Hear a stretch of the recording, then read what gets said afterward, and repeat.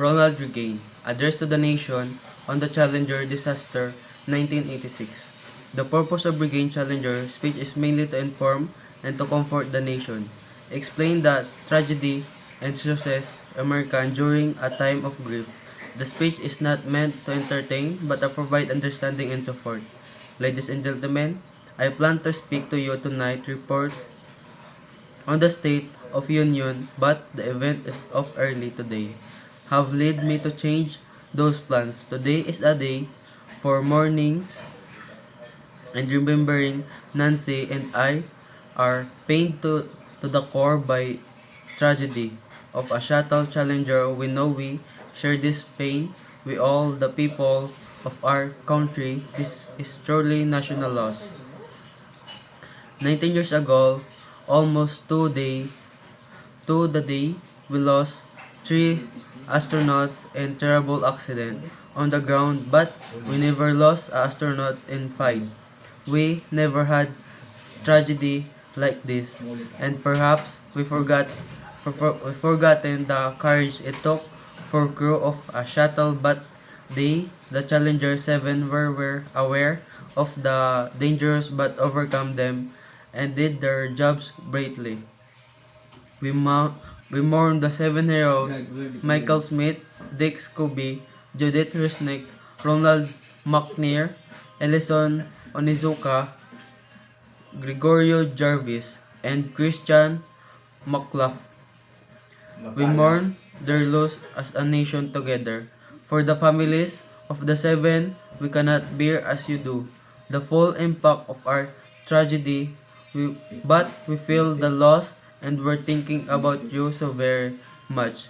You love and one were the daring and brave, and they had the special grace, the special spirit. They say, give me a challenge, and I meet it with joy. They had hunger to explore the universe and discover its truth. They wished to serve, and they did. They served all of us. We're grown used to wonder, and this century is hard to dazzle, but for 25 years, the United States program must be just that we're grown used to the ideas of space, and perhaps we've forgotten that we're only just begun. We still pointers day that the members of Challenger crew very pointers, and I want to say something.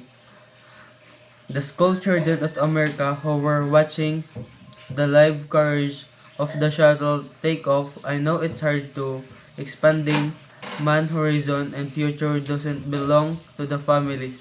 And I want to say something to the school children of America who were watching the live coverage and shuttle take off. I know it's hard to understand, but sometimes painful thing like this happens. It's all part of process and exploration and discover.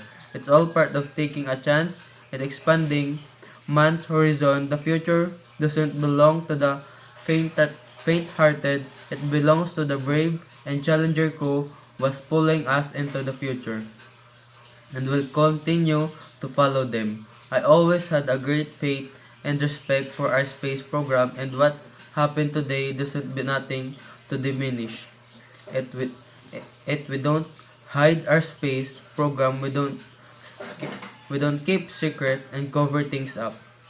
We do it all up front and public. That the way freedom is, and we will change it for minute.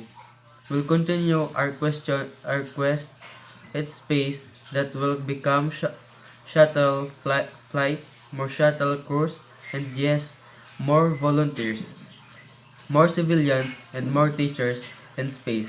Nothing ends here.